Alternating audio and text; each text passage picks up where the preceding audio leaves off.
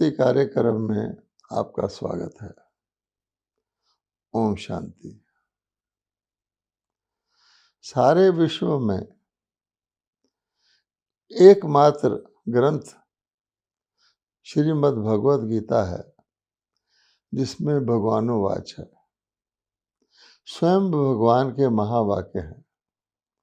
इसीलिए श्रीमद् भगवद गीता को सर्वशास्त्रमय शिरोमणि शास्त्र कहा गया है कि ऐसा ग्रंथ जिसमें स्वयं भगवान के महावाक्य हों, परमात्मा की श्रीमत हो, उससे ज़्यादा और कोई धर्म ग्रंथ क्या हो सकता है।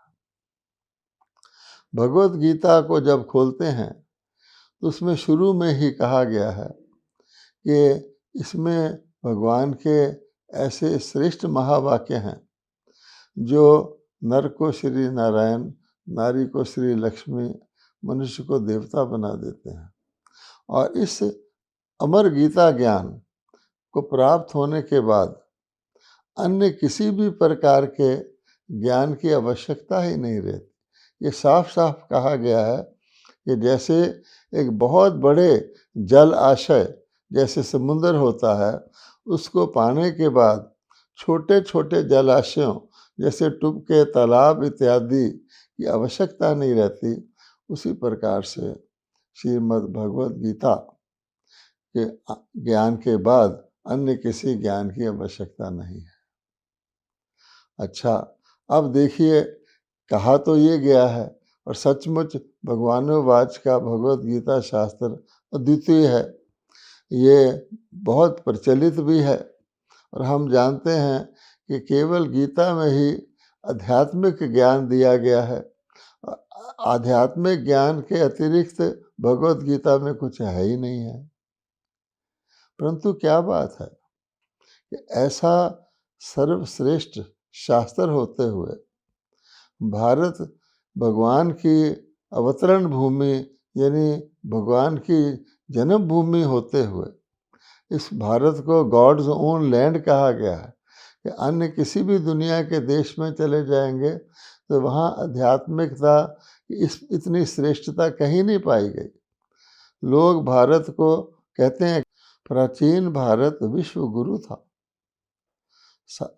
इतिहास बताता है कि सारे विश्व के लोग जब भी आध्यात्मिकता की खोज होती थी तो भारत की ओर ही देखते थे। तो प्राचीन भारत विश्व गुरु कैसे बना? तो अवश्य ही जब गीता के भगवान स्वयं अवतरित होते हैं धरती पर, जो परमात्मा ज्ञान के सागर हैं, त्रिकालदर्शी हैं, त्रिलोकीनाथ हैं, त्रिनेत्री हैं, कल्याणकारी हैं, मुक्ति दाता हैं, सद्गति दाता हैं, सभी लोग परमात्मा को ही याद करते हैं दुखों से छूटने के लिए। सर्व के दुख हरता है, सुख करता है। एक प्रकार से मोटे रूप से कहें एक शब्द में तो नरक को स्वर्ग बनाने वाले हैं, धर्म गिलानी के विश्व को पुनः सत्य धर्म की स्थापना करने वाले हैं। ऐसे भगवान जब अवतरित हुए और उन्होंने जब धरती पर आकर मनुष्यों को, हम आत्माओं को, हमारे बारे में, आत्मा के बारे में, अपने बारे में, परमपिता परमात्मा के बारे में और सृष्टि चक्र के बारे में, जिसको सुदर्शन चक्र का नाम दिया गया है, आत्माओं को सृष्टि के चक्र में सो का दर्शन कराया कि कैसे सतयुग से कलयुग तक ये चक्र फिरता है, कैसे ही सतो प्रधान से रजो तमो में धीरे धीरे आते हैं। ये सारा ज्ञान दिया और कहा कि जब तमो प्रधानता हो जाती है मैं आकर के तुम आत्माओं को देह अभिमान से छुड़ाता हूँ। तुम अपने आप को शरीर मान के चलते रहे हो, वास्तव में तुम आत्मा हो।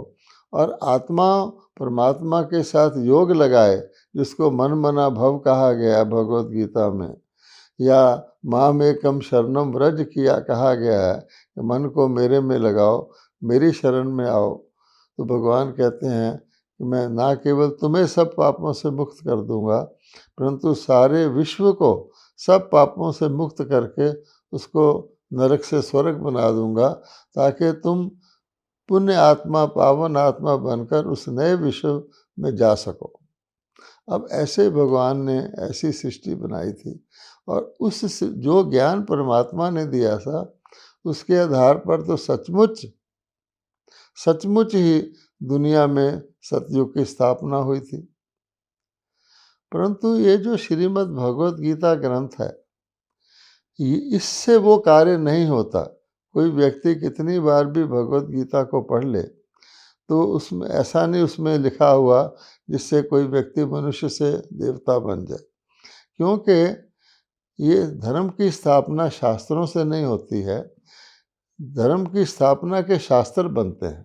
मोटी बात समझने की ये है कि शास्त्र बाद में लिखा जाता है, और धर्म स्थापक पहले आकर के जो वो ज्ञान देते हैं, उसके आधार पर धर्म की स्थापना होती है।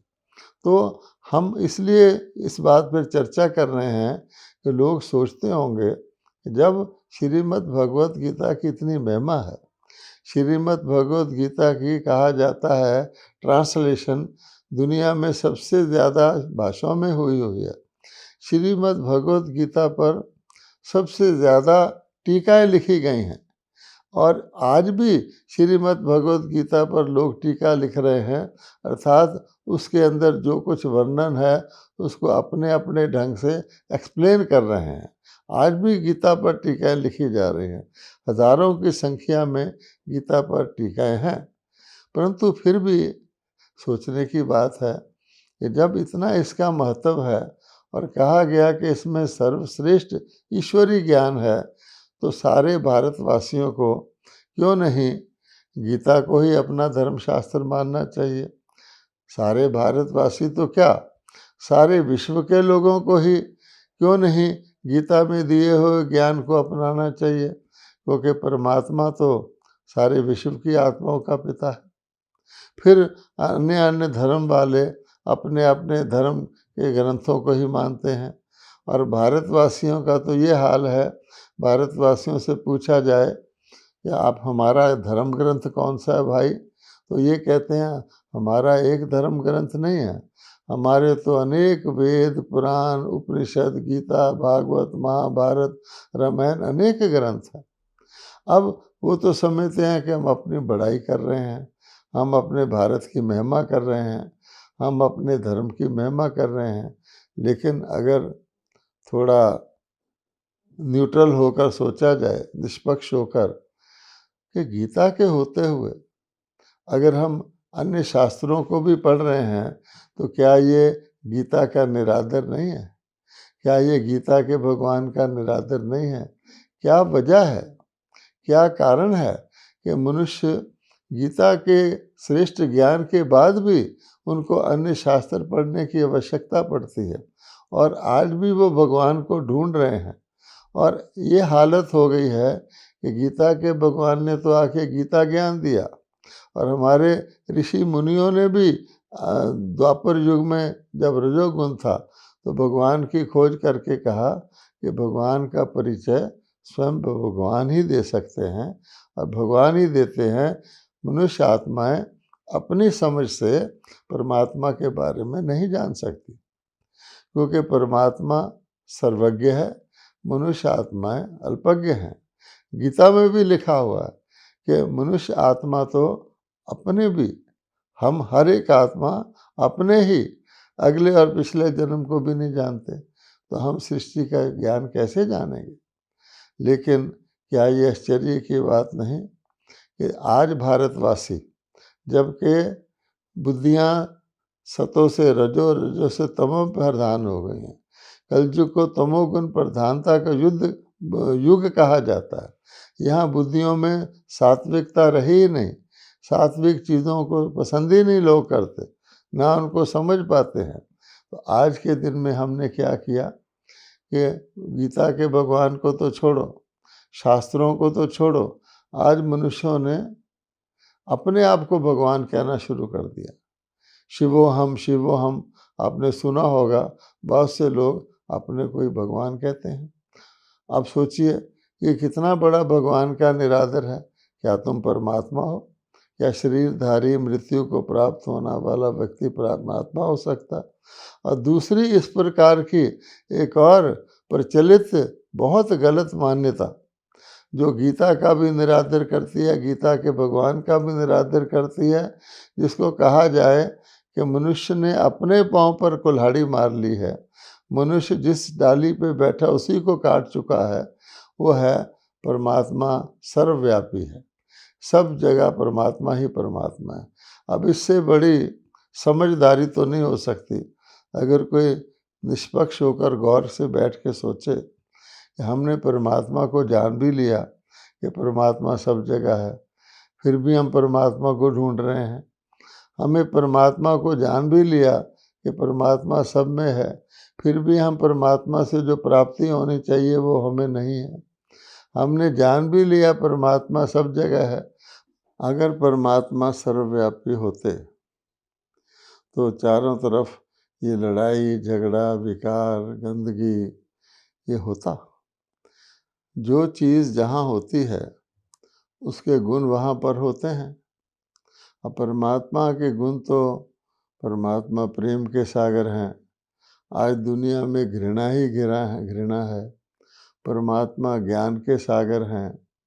आज मनुष्य भगवान से प्रार्थना करते हैं कि हे भगवान हमें अज्ञान से ज्ञान की ओर ले चलो, हमें अंधकार से प्रकाश की ओर ले चलो। परमात्मा शक्ति के सागर हैं और आज मनुष्य जो हैं इतने शक्तिहीन हैं कि कुछ अच्छा करना चाहें तो कर नहीं पाते और बुरे से रोकना चाहें तो रुक नहीं पाते। तो इस प्रकार से देखा जाए तो परमात्मा सर्वव्यापी है या परमात्मा एब्सेंट है, परमात्मा व्यापक नहीं है। भगवत गीता ही बताती है। भगवत गीता को देखें, भगवान कह रहे हैं कि जब जब धर्म की गिलानी होती है तब मैं धरती पर आता हूँ। अगर परमात्मा सर्वव्यापी हैं तो धर्म की गिलानी हो ही नहीं सकती परमात्मा के होते हुए, और फिर परमात्मा के धरती पर आने का प्रश्न ही पैदा नहीं होता। कहाँ से आएंगे, कहाँ पर आएंगे, ऑलरेडी सर्वव्यापी हैं। तो मतलब मनुष्यों ने इस प्रकार की अपने आप ही अज्ञान को ज्ञान मान करके और बहुत खुश हो रहे हैं, और साथ साथ अपने परम पिता का और अपने पूर्वजों का, अपने शास्त्रों का निरादर करके समझ नहीं रहे कि हम उनका निरादर कर रहे हैं, वो समझ रहे हैं कि हम उसकी बड़ाई कर रहे हैं। अब हम जानते हैं, भगवत गीता पर फिर से वापस आते हैं। और भगवत गीता के बाहर कुछ कहा हुआ है, भगवत गीता के अंदर कुछ लिखा हुआ है। इसलिए कोई भी भगवत गीता को पढ़ता है तो बजाय उसको कुछ क्लैरिटी मिले, उसको कुछ रास्ता मिले, तो और ही ज़्यादा कंफ्यूज हो जाता है। उदाहरण के तौर पर भगवत गीता में जो जो ग्रंथ लिखा गया, परमात्मा आए, उन्होंने जो ज्ञान सुनाया उससे तो सतयुग स्थापित हो गया और कलयुग खत्म हो गया।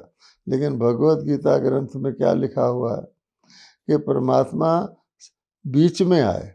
ये नहीं कि कलयुग के अंत में आके सतयुग की स्थापना की, बीच में आए। द्वापर युग के अंदर भगवान आए। अब द्वापर युग के अंदर आने से क्या होगा, कौन सी चीज़ स्थापन होगी और कौन सी विनाश होगी।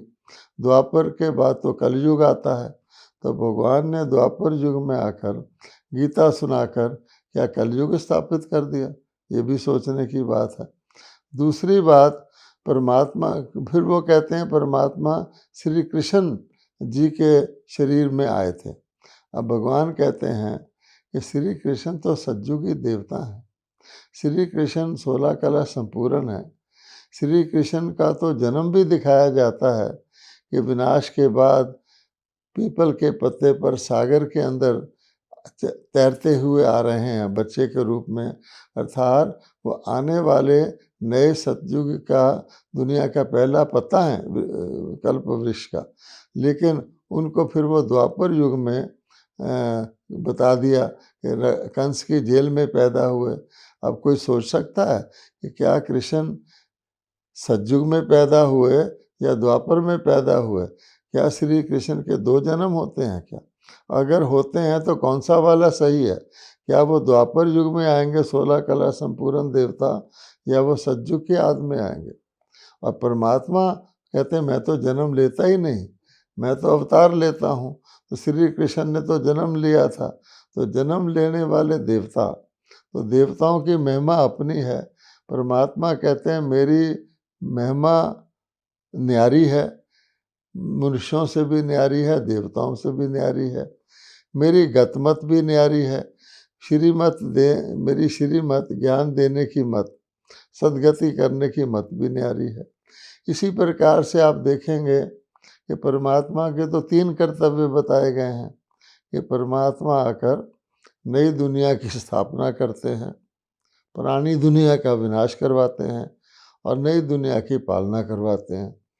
और ये भी बताया गया है कि परमात्मा ब्रह्मा जी के द्वारा स्थापना करवाते हैं, शंकर जी के द्वारा विनाश करवाते हैं, विष्णु जी के 2 रूपों श्री लक्ष्मी श्री नारायण द्वारा पालना कराते हैं।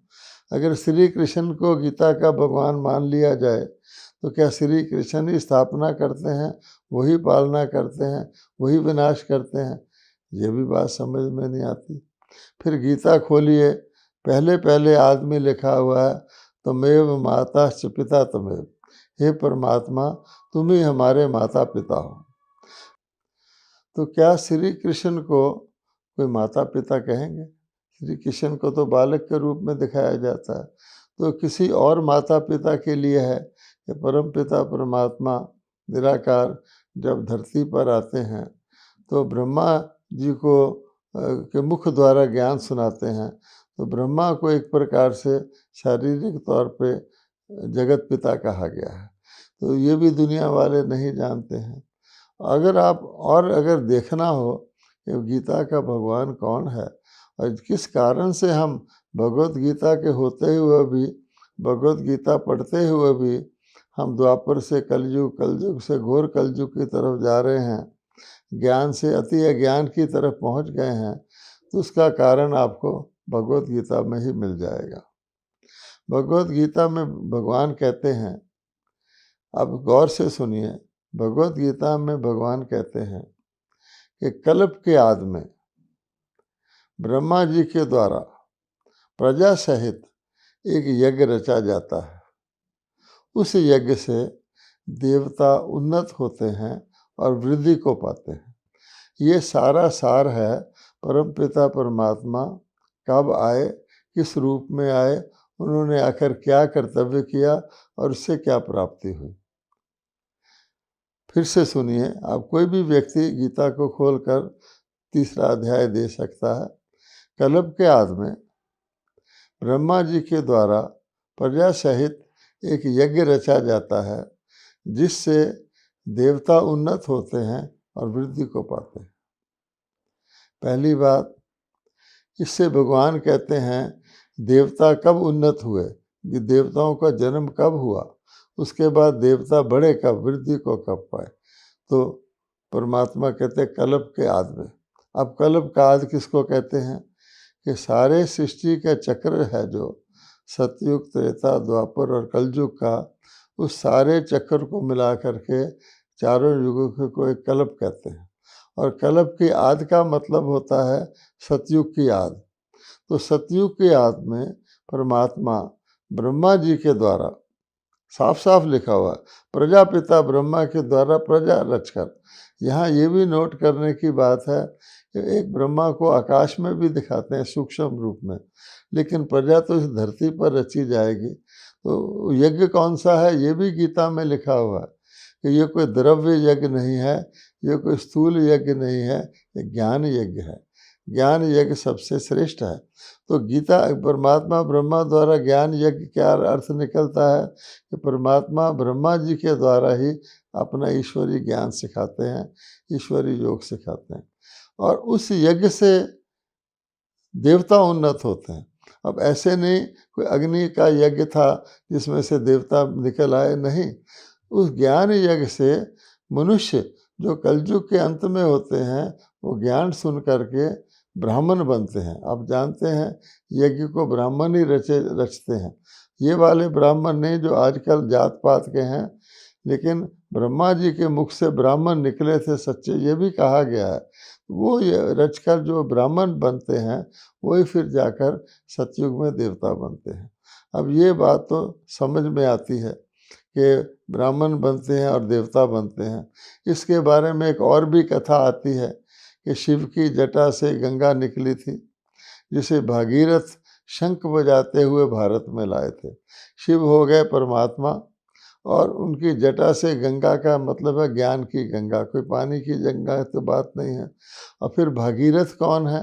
ब्रह्मा के शरीर, भाग्यशाली शरीर रूपी रथ में शिव आए और शंख बजाया अर्थात ज्ञान सुनाया। तो ये बातें आपस में मिलती हैं।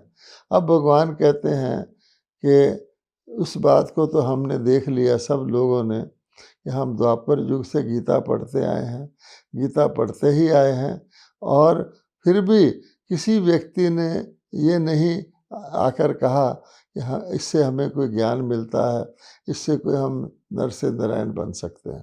क्योंकि वो गीता जो परमात्मा ने सुनाई थी वो अलग थी, उस समय ही परमात्मा ने सुनाई, उससे देवी देवता बने और देवी देवता बनने के बाद वो ज्ञान प्राय लुप्त हो गया। गीता में ही लिखा हुआ है कि मैंने ये ज्ञान पहले सूर्य को दिया, फिर मनु को दिया, इक्ष्वाकु, उसके बाद ये ज्ञान बहुत काल से प्राय लुप्त है। इससे ज़्यादा प्रमाण क्या हो सकता है?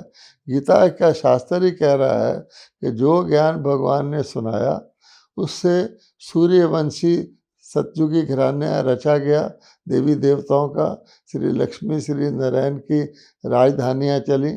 उसके बाद चंद्रवंशी श्री राम श्री सीता का राजधानी रची गई, जिसकी भी चंद्रवंशी राजधानियाँ चली। इसको सूर्य और मनु कहा गया है। ऐसे नहीं कोई परमात्मा ने इस दुनिया के, इस जो प्रकृति का सूर्य, इसको ज्ञान सुनाया और उसके बाद ये प्राय लुप्त हो गया, अर्थात ईश्वरीय ज्ञान प्राय लुप्त हो गया। तो भगवत गीता तो बाद में लिखी गई, तो इसलिए उन्होंने ये भी नहीं कहा कि सूर्यवंशियों को सुनाया, गीता में तो लिख दिया सूर्य को सुनाया। इसी प्रकार योग के लिए भी कहा गया है गीता में। भगवान कहते हैं कि ये योग मैं जो तुम्हें सिखा रहा हूँ ये बहुत काल से प्राय लुप्त है, अब तुम्हें दोबारा दे रहा हूँ। तो जब प्राय लुप्त है तो भगवान कब देगा? तो गीता में ये भी भगवान ने कहा है एक दिन ऐसा आएगा जब फिर धर्म की गिलानी हो जाएगी, मैं फिर आऊँगा। यानी यदा यदाय धर्म से ग्लानिर्भवति भारत, फिर मैं आऊँगा और मैं ही आकर के सत्य ज्ञान सुनाऊँगा। तो परमात्मा ने सुनाया था, परमात्मा ही सुनाएंगे। तो बीच में जो भगवत गीता शास्त्र है इसमें कोई समझ सकता है कि वही ज्ञान जो 5000 साल पहले परमात्मा ने सुनाया था वो भगवत गीता में हूबहू लिखा हुआ होगा? इसलिए अब हम आपको खुशखबरी देना चाहते हैं कि अब पुनः वही 5000 वर्ष का समय आ गया है। गीता वृतांत पुनरावृत्त हो रहा है। परमपिता परमात्मा ब्रह्मा जी के द्वारा और ब्रह्मा वत्सों के द्वारा, जिनको आज सारे विश्व के लोग ब्रह्मा कुमार और ब्रह्मा कुमारियों के नाम से जानते हैं, उनके द्वारा इस ईश्वरी, इस विश्वविद्यालय या ज्ञान यज्ञ के द्वारा सत्य ज्ञान सुना करके मनुष्यों को पावन बना रहे हैं, पावन बनने का मैसेज दे रहे हैं, ब्राह्मण बनने का मैसेज दे रहे हैं, ताकि आने वाले सतयुगी दुनिया में जो भी शीघ्र आ रही है, जिसके आसार भी सब देख रहे हैं, महाविनाश के बादल मंडला रहे हैं, उसके बाद सतयुग आएगा, उसमें देवी देवता के रूप में 21 जन्मों के लिए, 21 पीढ़ी के लिए मनुष्य आत्माएँ अपना ईश्वरीय जन्म सिद्ध अधिकार देवी देवता पद का प्राप्त कर सकते हैं। ओम शांति।